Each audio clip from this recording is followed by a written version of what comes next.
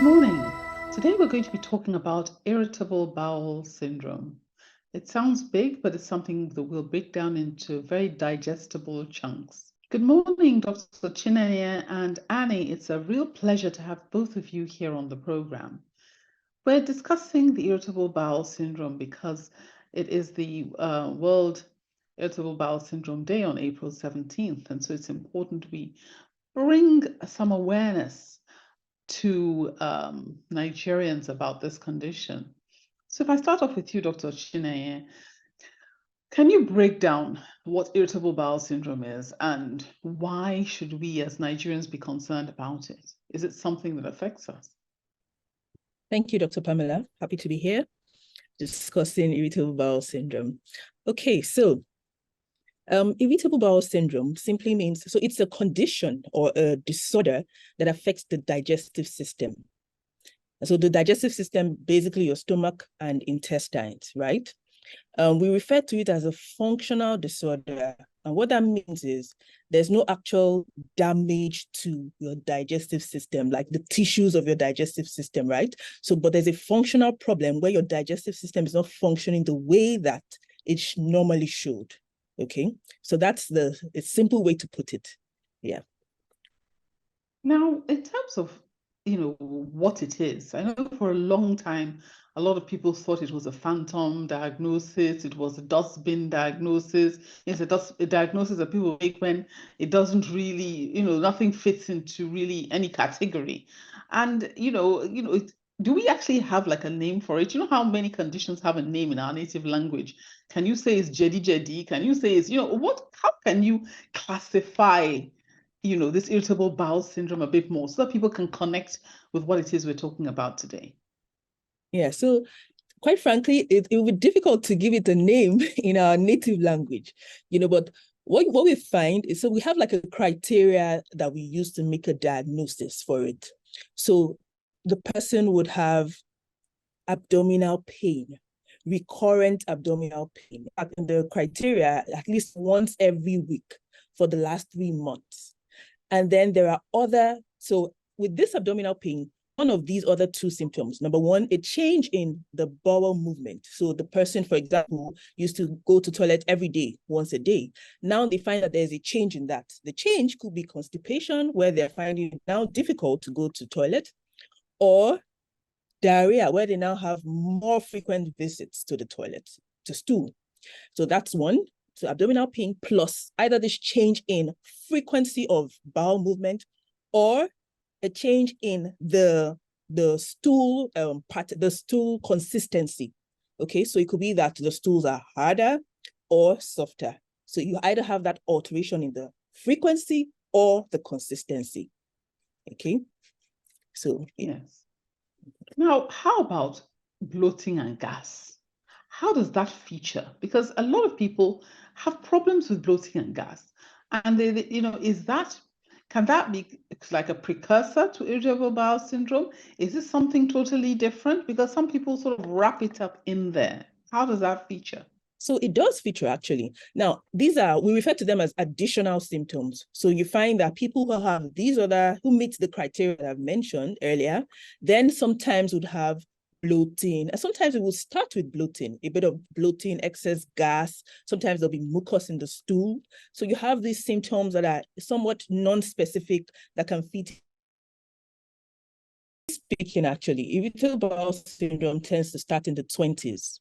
Early 20s, mid 20s. In fact, if you find the onset, like the person just starts to have these symptoms in the middle age or older ages, you need to be a bit more suspicious and look for something else.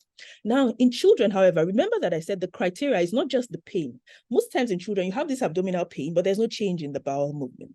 So sometimes the doctor has to tease out to be sure. So if the child is taken to the hospital, we're able to tease out that information to be sure that the child is not just malingering and maybe there's something else, But when there is a change, so if this pain comes along with a change in the frequency and the appearance of the stool, one of those 2 factors have to be there. So it's really not just abdominal pain. And many times when the person goes to the bathroom and moves bowel, there's also a change. So sometimes there's a relief of that pain. So those patterns have to be there. Yeah, so it's not just, pain, which in most children, when we suspect children, is usually just the pain and maybe when it's time for school. And yeah, so that happens, but it's not always the case. Yeah, so how about, so there are no like precursors. So you can't say, oh, you know what, it's very interesting that this person has developed irritable bowel syndrome in their 20s, but actually they had some of these, very vague symptoms when they were children that nobody really picked up on. Are there any kind of precursors like that that people should be looking out for? Yeah, so it's difficult to tell because, I mean, if it's a child now, do we want to make that diagnosis at this point? If it's an adult, tracing it back, if we trace it back to childhood, for example, it may not necessarily change how we're going to manage the person going forward, right? But there are other precursors, other things we look out for. Someone who comes and in their 20s, they start having the symptoms, and maybe, yes, they give the history, they had something similar in childhood, we take that. But even when they didn't have anything in childhood, there are other precursors we look out for. Stress is a major factor. Stress is a major, it's a major precursor, or a major trigger, so to say, for the symptoms being worsened in people. And sometimes even the diet, what we eat, how we eat. So those are factors that are involved. The kind of drinks we take, alcohol, coffee. So there are several factors that may then trigger or even worsen the symptoms, so to say. Now, what about things like lactose intolerance, gluten intolerance? Because a lot of people, particularly, well, those of us of African descent, have a lot of lactose intolerance in general. But how do you differentiate between those intolerances and irritable bowel syndrome? Yeah, so sometimes it's difficult to differentiate, right? Because someone who has irritable bowel syndrome, for example, we would want you to avoid lactose-containing foods, okay? But there are other things that would also trigger you. For most people who are lactose intolerant, they would notice that the changes come, the pain, the diarrhea, or whatever else they have would come, bloating and so on, will come when they take lactose-containing foods. But for people with irritable bowel syndrome, it will not be only lactose containing foods. So that's the difference. Yeah, so for people with gluten sensitivity, for example, they would notice that is when they take gluten containing foods that they tend to have symptoms. So that's the way you can differentiate it. Okay, no, that's all very interesting. So we've talked about symptoms, we've talked about triggers, but can you talk about the cause of the disease? Because sometimes you hear about things like flares, no flares, and how does a person, for example, understand perhaps what kind of type of irritable bowel syndrome they have and the kind of course of history? Yeah. Okay. So there are different types of irritable bowel syndrome. Let me start with that. So we have diarrhea predominant, meaning that, remember that I said you have the pain and then you can have a change. So the change can be diarrhea or can be constipation. So if it's diarrhea predominant, we call it IBSD. That's irritable bowel syndrome with diarrhea. When it's constipation predominant, it's IBS-C.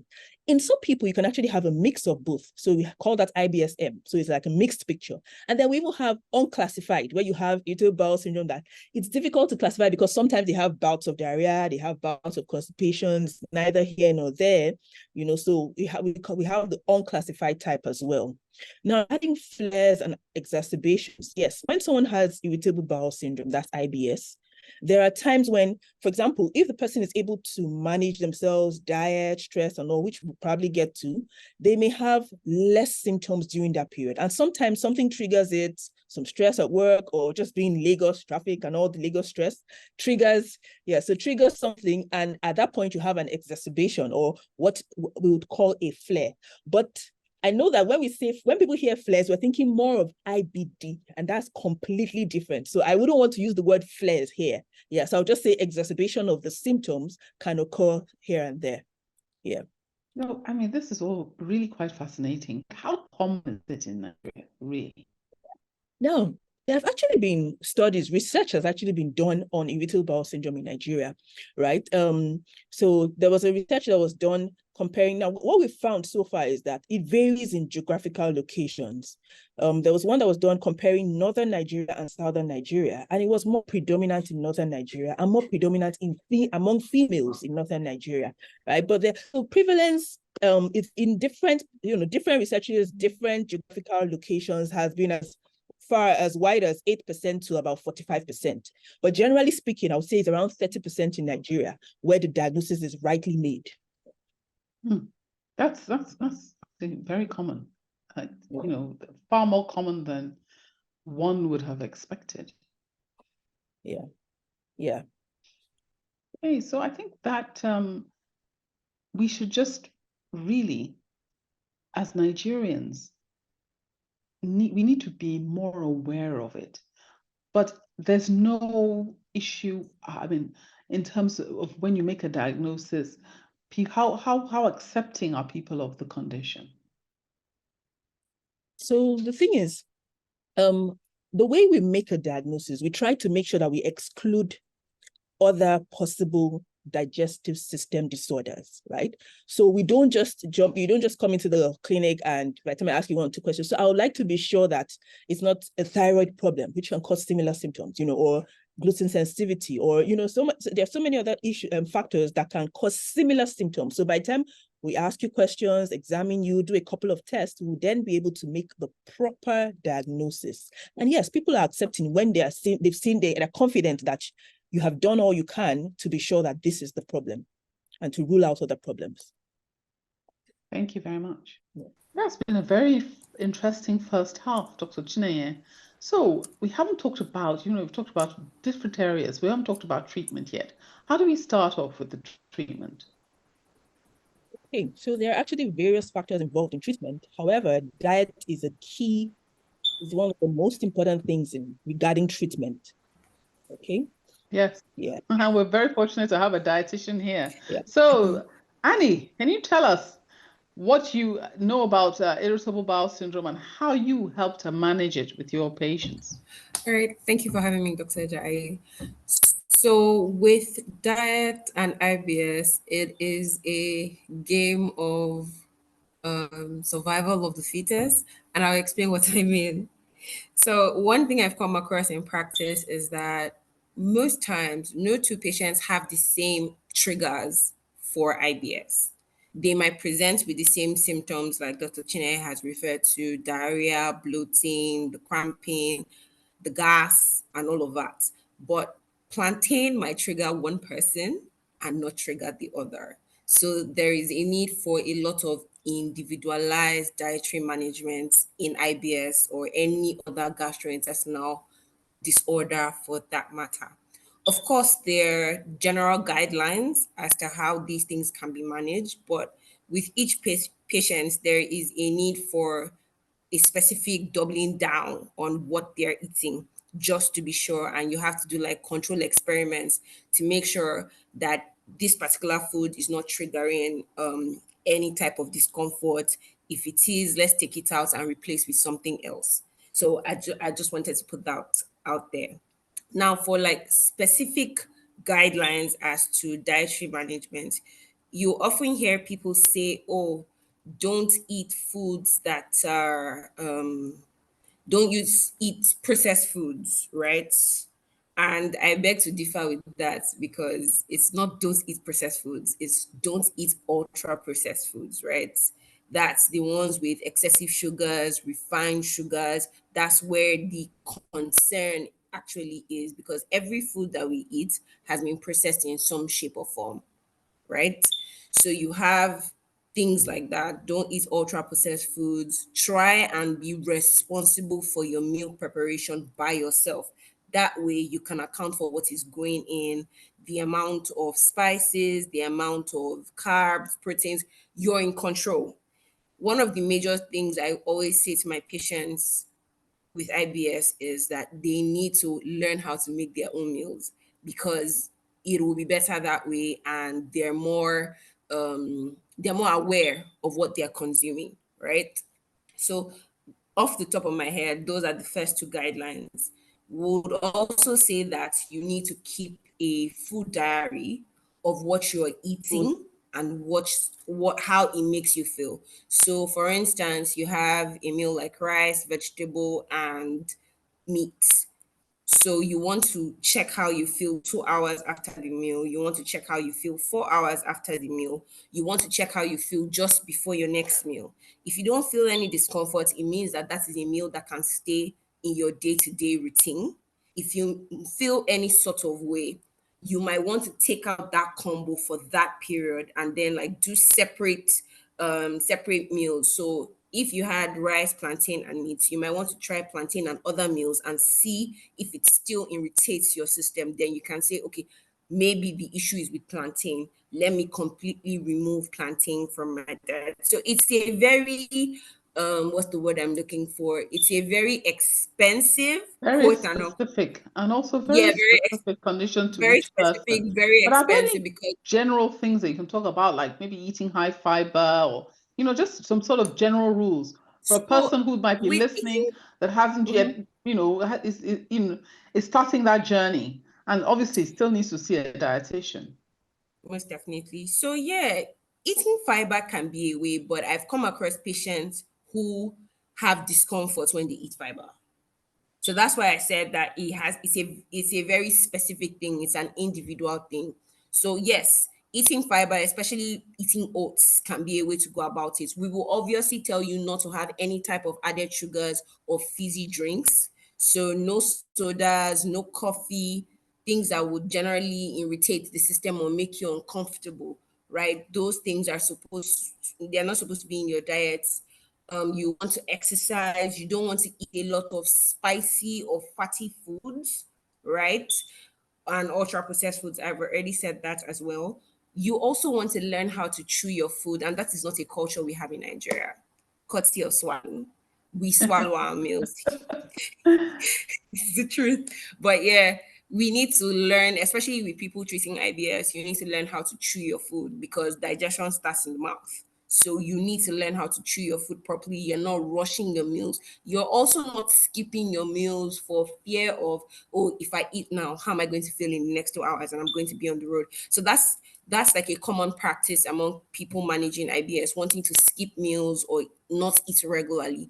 We also encourage like exercise 30 to 45 minutes on a daily basis or every other day, as in the purview of what Lagos traffic can allow you to do. Yeah, so these are like general guidelines that we would normally talk about, but then it is very specific and individualized. Thank you so much. So, Dr. Chinenye, going back to you, can you tell us? I mean, that's been fabulous hearing from Annie. What happens? I mean, is it only diet that we work with IBS? Are there any other kind of general groups of medication? I mean, obviously, we don't want to mention specific drugs here, but what are the other kinds of treatments that you can offer to a person who has IBS? Yeah, so we do have general medications, but again, it's still specific to the type of IBS the person has. So somebody who is struggling with IBS diarrhea, the IBS D type, for example, will give you medications to help bulk on the stool and reduce stool frequency. For somebody who is struggling with IBS constipation, we give you stool softeners, laxatives, and so on. So really, it's still on a case-by-case basis, but we don't have like a drug that you say, oh, this is the drug treatment for IBS. You get, so it depends on what type of or how it's manifesting that person. Now, we've heard of things like probiotics. What role do probiotics play here?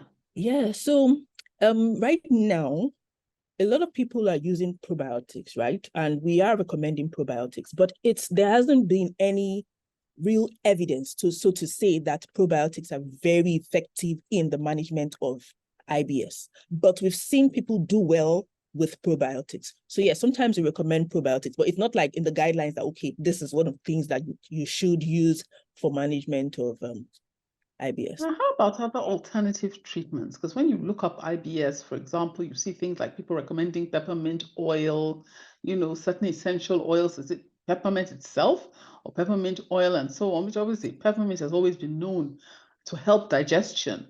And are there any alternative things that people do that are good or not good?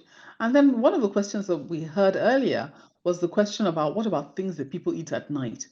There's a lot of things that do's or don'ts rather, particularly culturally as to what we eat at night. How does that play a role? Yeah, so regarding alternatives, peppermint oil, like you said, is actually one of the recommended alternatives. Okay, and yes, it is good. It is helpful for the digestive system. Some come in capsules, the peppermint oil. You have peppermint oil capsules like that people actually take and they help. But like the dietitian emphasized, many times what works for one person, what helps one person may not help the other. We even go as far as should I use the word as far as psychotherapy for some people, because anxiety, depression, stress, these are factors that play out in people who have IBS. So sometimes we even recommend psychotherapy or psychological therapy for people who have IBS. Regarding eating at night, now, I mean, we don't for GI disorders, we generally don't recommend eating at night. I mean, you've had a meal.